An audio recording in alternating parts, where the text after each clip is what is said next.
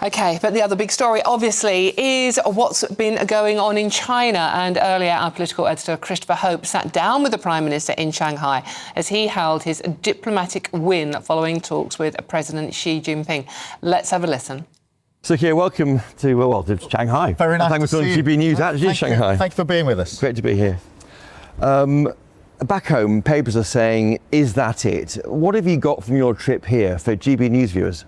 This has been very successful for the country and for your viewers because we've reset the relationship, and that means huge amounts of access and opportunities for businesses. Got a huge delegation with us, 60 businesses of all different types, all operating from the United Kingdom. They're really pleased with this. So this now translates into money, into prosperity, into jobs back in the UK. And you're right to push me on this because it's always important to explain why these trips, these visits are so important for delivering for people back at home. Just three tangible outcomes.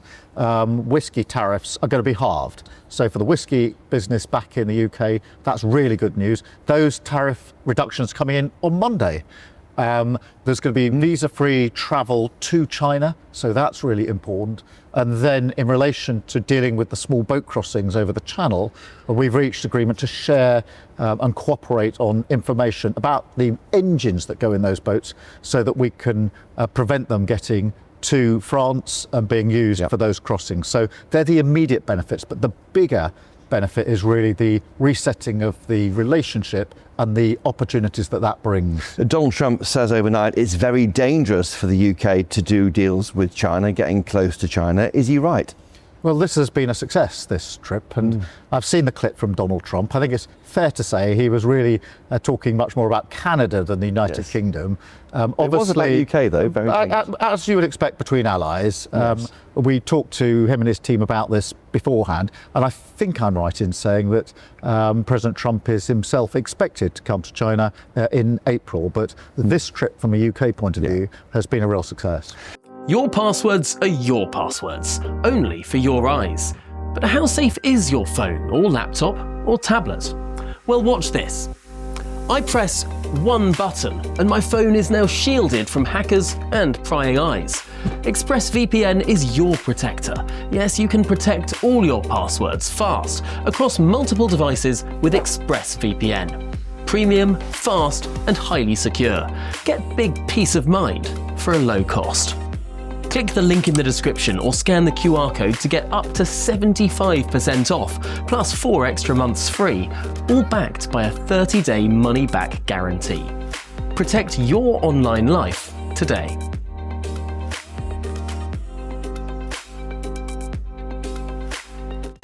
Are you worried about spying? The reports that Theresa May got changed under the bedclothes. Did you get changed under the bedclothes while you were in China? No, I can confirm that I didn't.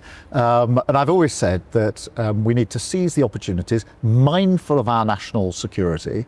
But what I think is wrong is simply putting your head in the sand. This is the second biggest economy in the world. If you take Hong Kong as well, it's our third biggest trading partner. So many good reasons to engage and to seize the opportunities, but to be mindful and always have as our first priority our national security. So it's a new special relationship. Did you get on well with President Xi? Did he use knife and fork or chopsticks? We had a very good bilateral, actually. We had a formal part, an informal part, and then lunch for about 3 hours together. And it was warm and constructive. And the result was that access to our businesses, which is hugely important for them. And you're good at chopsticks? I can use chopsticks, plenty of experience. You mentioned the smash the engines idea that we talk about on GB News. How many migrants will that stop? Well, we need to make sure that the boats aren't available for any migrants. And those engines are coming from different parts of the world. They're travelling through Europe and then they're making their way to the north coast of France. And I've always said that amongst the things, there's no silver bullet here, but amongst the things we need to do is to seize those engines. And how many will it stop? That's as many as possible, but most of the engines are going on that journey. So the more that we can intercept, they then can't get to the north coast of France and can't be used. And that's why we've had previous discussions about the actions we want to take in Europe. This is further to that, and I'm really pleased to be able to take another step. And you're certain it will work. And my colleague Mark White, our Home and Security Editor, he's found that people smugglers have moved away from Chinese-supplied engines because they aren't reliant enough. But you're certain this is going to work to a degree? Yeah, this will help because whichever country they're coming from, it's important that we have agreements in place so that we can intercept them en route.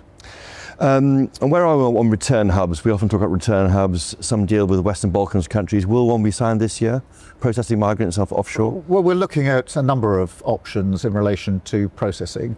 What's really important is that we pull every lever available to us to stop the vile trade that is putting people in boats to come across the channel, and therefore we will take whatever net measures we can in relation to that. Okay, so President Xi is coming to the UK for the G20, hopefully, but what about those 4 MPs in Parliament with you, 2 peers?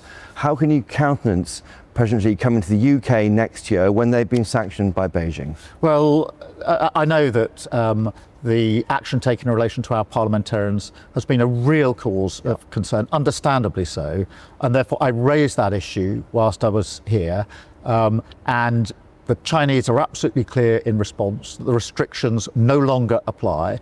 President Xi said to me that means all parliamentarians are welcome, and I think that shows that if you engage, you can raise the difficult issues, the issues that my parliamentary colleagues would have expected me to raise, and therefore I can be clear the restrictions no longer apply. As of now?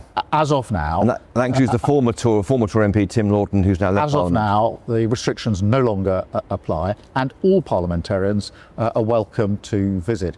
In relation to President Xi coming to the UK, obviously we're hosting the G20 in 2027. China is a G20 country, and therefore I hope he'll attend.